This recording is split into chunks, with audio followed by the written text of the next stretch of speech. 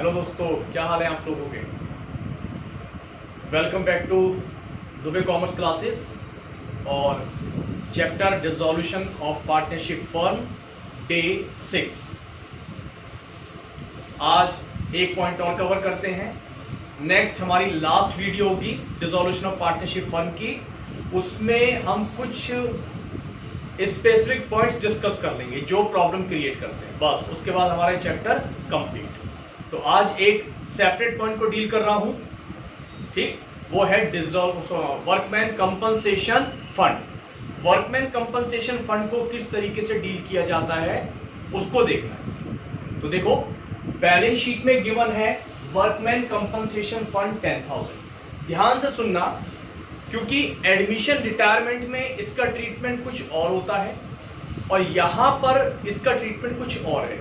तो जरा पूरा जो लेक्चर है उसको आप थोड़ा ध्यान से, पूरे कंसंट्रेशन से, पूरे फोकस से सुनिएगा, ठीक है। तो बैलेंस शीट में WCF दे रखा है 10,000। मतलब हमने अपने प्रॉफिट में से पैसा साइड में रखा हुआ है कि इन केस कुछ मिसहैपनिंग होगी तो अपने वर्कर्स को इस 10,000 में से कुछ दे देंगे। अब इसमें आपको एक बात ध्यान रखनी है, जितने की लायबिलिटी डिसाइड होगी उसे आपको क्रेडिटर्स की तरह मानना है। आई रिपीट, जितने की लायबिलिटी डिसाइड होगी WCF में, यानी कि जितना हमें अपने वर्कर्स को पे करना पड़ेगा, वो नीचे जहां इंफॉर्मेशन होती है, एडिशनल इंफॉर्मेशन, वहां गिवन होगा कि लायबिलिटी डिसाइडेड फॉर WCF या for workman compensation rupees this. तो जितने की लायबिलिटी डिसाइड होगी उसे आपको क्रेडिटर्स की तरह मानना है। क्रेडिटर्स की तरह मानने का मतलब क्या हो गया।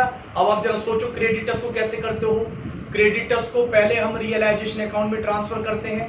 बैलेंस शीट में गिवन होते हैं क्रेडिटर्स, बाय साइड में आप ट्रांसफर करते हो। और एंट्री अगर बनाने की बात करें तो creditors account debit to realisation transfer entry है। लायबिलिटी का क्रेडिट बैलेंस होता है क्रेडिटर्स का, ट्रांसफर किया, डेबिट कर दिया। चलो जी, ट्रांसफर तो कर दिया। ट्रांसफर के बाद क्या क्रेडिटर्स को आप ऐसे ही छोड़ देते हो? नहीं, उसकी पेमेंट भी करी जाती है। कई बार नीचे बता देता है कि क्रेडिटर्स की पेमेंट हो गई, और कई बार नहीं बताता तो आप अपने आप पेमेंट भी करते हो। और जब पेमेंट करते हो तो किधर लिखते हो? पेमेंट करना नुकसान मानते हैं, टू साइड में, टू बैंक। एंट्री की बात करें तो realisation account debit to bank. तो ये बताने का मेरा पर्पस ये था कि क्रेडिटर्स को कैसे ट्रीट करते हो। क्रेडिटर्स को पहले ट्रांसफर करते हो और फिर क्रेडिटर्स की पेमेंट भी करते हो। ट्रांसफर करते हो तो बाय क्रेडिटर्स लिखते हो, पेमेंट करते हो तो टू बैंक लिखते हो रियलाइजेशन अकाउंट में। वापस मैं WCF पे पहुंचता हूं। मैंने बोला कि जितने की लायबिलिटी डिसाइड होगी उसे आप क्रेडिटर्स की तरह मानोगे, और उसके बाद अगर कुछ पैसे बच जाते हैं, क्योंकि हमने तो फंड बना रखा है ना कि इसमें से पैसा देंगे, तो जितने की लायबिलिटी डिसाइड होगी, जितना पैसा देना पड़ेगा, वो क्रेडिटर्स की तरह माने जाएंगे, और बाकी जो बच जाएगा वो तो प्रॉफिट हो गया। और प्रॉफिट कहां? पार्टनर्स में डिस्ट्रीब्यूट कर दिया जाता है। जैसे रिजर्व हो गया ना, हमने प्रॉफिट में से पैसा साइड में रखा था और वो पैसा भी यूज नहीं हो पाया, बच गया उस पैसे में से, तो वो पैसा कैसा हो जाएगा? रिजर्व के नेचर का बन जाएगा, और वो रिजर्व को क्या करते हैं? पार्टनर्स में डिस्ट्रीब्यूट कर देते हैं। बस अगर आपको मेरी ये बात समझ में आ रही है तो उसी पर बेस्ड ये 3 केसेस मैं यहां पर बनाऊंगा, लिखूंगा और समझाऊंगा। केस 1, नो इंफॉर्मेशन, कोई भी इंफॉर्मेशन नीचे नहीं बता रखी। इट मींस कोई भी लायबिलिटी डिसाइड नहीं हुई, कोई मिसहैपनिंग नहीं हुई। तो बताओ, ये जो WCF है ये क्या हो गया? ये सारा का सारा हमारा रिजर्व हो गया, मतलब सारा का सारा बच गया। और मैंने बोला कि अगर पैसा बच जाएगा तो पार्टनर्स में ट्रांसफर कर दिया जाएगा, ठीक है। इसमें से कुछ भी क्रेडिटर्स की तरह नहीं मानना। तो WCF की जब ट्रीटमेंट करोगे तो आपको एक बार नीचे जरूर चेक करना पड़ेगा कि नीचे इंफॉर्मेशन दी गई है या नहीं दी गई है ना। बाकी में हम नहीं करते थे, बैलेंस शीट पे गिवन होता था, बस केवल ट्रांसफर करने का काम कर दिया करते थे। WCF एकमात्र ऐसा पॉइंट है जहां पर आपको पहले नीचे चेक करना पड़ेगा कि इसमें कितने की लायबिलिटी डिसाइड हुई है या कितने की लायबिलिटी डिसाइड नहीं हुई है। जितने की लायबिलिटी डिसाइड होगी वो रियलाइजेशन में आएगा, बच जाएगा, पार्टनर्स में डिस्ट्रीब्यूट कर देंगे। तो कोई इंफॉर्मेशन नहीं, सारा पार्टनर्स में बांट देंगे। पार्टनर्स की कैपिटल इंक्रीज और पार्टनर्स की कैपिटल इंक्रीज होती है तो पार्टनर्स को क्रेडिट करते हैं। तो WCF account debit, fund distribute हो रहा है, लायबिलिटी में है, खत्म हो रहा है, क्रेडिट कर दिया, डेबिट कर दिया। लायबिलिटी का क्रेडिट बैलेंस होता है ना, इसलिए डेबिट कर दिया। तो WCF account debit to S capital to B's capital. मैंने माना है कि पार्टनर जो है ए और बी हैं, तो 10,000 5,000 5,000 हमने डिस्ट्रीब्यूट कर दिया। अब इसको पार्टनर्स कैपिटल में कैसे शो करेंगे? रियलाइजेशन में तो आएगा नहीं। पार्टनर्स कैपिटल में कैपिटल क्रेडिट है तो बाय साइड में आ गया बाय WCF 5,000 5,000। वही जैसे आप रिजर्व बांटते हो, बिल्कुल रिजर्व की तरह बांटना है, बस बात खत्म। बाय साइड में रिजर्व लिखते हो ना, तो बाय साइड में WCF लिख दिया। Case 1 complete. केस 2 देखते हैं। Liability decided ₹6,000। जितने की लायबिलिटी डिसाइड होगी उतना आप क्रेडिटर्स की तरह मानोगे, बच जाएगा पार्टनर्स में बांट देना। 10,000 का फंड है, लायबिलिटी डिसाइड हुई 6,000, तो 6,000 तो क्रेडिटर्स की तरह मानेंगे, मतलब रियलाइजेशन में ट्रांसफर भी करेंगे और पेमेंट भी करेंगे। और बाकी जो 4,000 बच गए क्या करेंगे? बोलो, जल्दी बोलो, क्या करेंगे? पार्टनर्स में डिस्ट्रीब्यूट कर देंगे। तो देखो case second, WCF account debit. जब इसको ट्रांसफर कर रहे हो, खत्म कर रहे हो, तो डेबिट करूं क्योंकि ये लायबिलिटीज में गिवन है, क्रेडिट बैलेंस है, खत्म करोगे डेबिट करोगे।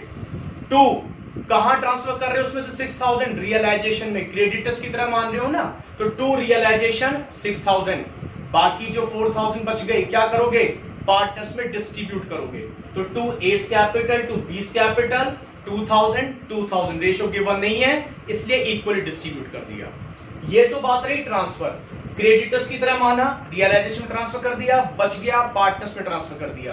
अब क्रेडिटर्स को हम पे भी तो करेंगे, जब पे करेंगे तो नुकसान, तो realisation account debit to bank account. कितने से? क्रेडिटर्स की तरह कितने माने थे हमने? जो लायबिलिटी डिसाइड हुई थी, मींस 6,000 रुपए, तो 6,000 की पेमेंट करके दिखा दी। अकाउंट में कैसे शो करोगे? तो रियलाइजेशन अकाउंट में देखो ये लिखा हुआ है, रियलाइजेशन में पहले ट्रांसफर किया इस एंट्री के थ्रू, रियलाइजेशन क्रेडिट है तो क्रेडिट में लिखा बाय WCF, और क्रेडिटर्स को भी तो ऐसे लिखते थे, है ना? तो कैसे लिखते थे? बाय क्रेडिटर्स, तो मैंने लिख दिया बाय WCF 6,000। फिर पेमेंट करिए रियलाइजेशन टू बैंक, डेबिट है रियलाइजेशन, तो 2 साइड में 2 बैंक, और ये अमाउंट आ गई 6,000। क्रेडिटर्स को भी तो ऐसे ही पे करते थे, 2 बैंक ब्रैकेट में क्रेडिटर्स लिख दिया करते थे, यहाँ 2 बैंक ब्रैकेट में WCF लिख देना बस, ठीक है? तो ये 6,000 वाला पार्ट हमने कर लिया। और 4,000 ये जो 2,000 पार्टनर्स में डिस्ट्रीब्यूट किया है, इसे इस बार यहां पर बाय WCF के नाम से पार्टनर्स कैपिटल में 2,000 और 2,000 लिख दिया जाएगा, ठीक है? बाय WCF पार्टनर्स में 2,000।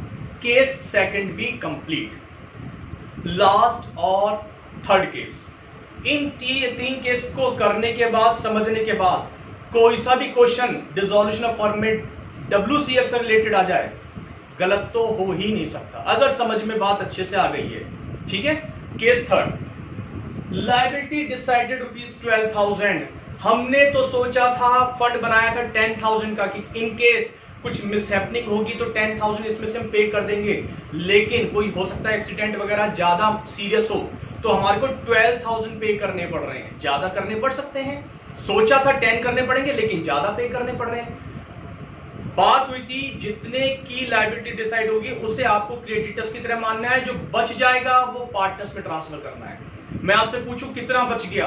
बचने का तो सवाल ही नहीं, ज्यादा पेमेंट हो रही है, इसका मतलब इस बार कुछ नहीं बचा, तो सारा का सारा क्रेडिटर्स की तरह मानना है। तो ठीक है, क्रेडिटर्स की तरह मानना है तो क्या करना पड़ेगा? सारा का सारा आपको रियलाइजेशन में ट्रांसफर करना पड़ेगा। और जब रियलाइजेशन में ट्रांसफर करते हैं तो जर्नल एंट्री क्या बनाते हैं? WCF account debit to realisation, कितना? जो बैलेंस शीट में गिवन है 10,000, तो हमने पहले ये 10,000 रियलाइजेशन में ट्रांसफर कर दिया। रियलाइजेशन में वही ट्रांसफर होगा जो बैलेंस शीट में गिवन होता है, वहीं से तो ट्रांसफर होता है ना, तो बैलेंस शीट से हमने 10,000 ट्रांसफर कर दिया।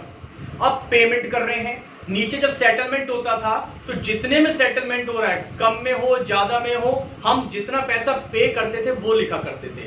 तो ये मान लो जैसे यहां लिख दिया क्रेडिटर्स को हमने 12,000 पे कर दिए, ठीक है, कोई अनरिकॉर्डेड क्रेडिटर्स भी निकल के आ गए तो टोटल 12 की पेमेंट कर दी, तो आप कैसे लिखते थे, realisation account debit to bank account, और कितने की पेमेंट हो जाएगी क्रेडिटर्स को, 12,000 की पेमेंट हो जाएगी। जितनी पेमेंट करेगा वो पेमेंट हमने यहां कर दी। अब अगर मैं यहां पूछूं रियलाइजेशन में, तो पहले बाय WCF इस एंट्री के थ्रू रियलाइजेशन क्रेडिट है 10,000, ट्रांसफर एंट्री इस एंट्री के थ्रू जो पेमेंट हुई है रियलाइजेशन टू बैंक, तो टू बैंक अकाउंट 12,000, ये हमने WCF की पेमेंट कर दी 12,000 से, जो हमारा क्लेम बन गया होगा 12,000 की हमने वहां पर पेमेंट कर दी। तीनों केस हमारे कंप्लीट हो गए। तो कुल मिला के देखो, बात फिर बता रहा हूं क्या है कि जितने की लायबिलिटी डिसाइड होगी उतना आप क्रेडिटर्स की तरह एज्यूम करके ट्रीट कर देना, मतलब बाय में भी ट्रांसफर करना रियलाइजेशन में, और टू में पेमेंट भी करना, और कुछ बच जाता है वो पार्टनर्स को देके उनको विदा कर देना। बस इतना सा ट्रीटमेंट है, 3 केसेस हैं, इसको आप अच्छे से कर लेना। आई होप आपको ये पॉइंट, ये वीडियो आपको समझ में आया होगा। समझ में आया होगा तो लाइक करने में बिल्कुल भी श्रम मत करना, शेयर करने में श्रम मत करना, इसको प्लीज सब्सक्राइब भी वो लोग कर देना जो अभी नए हैं। ठीक है, थैंक यू, मिलते हैं नेक्स्ट वीडियो में।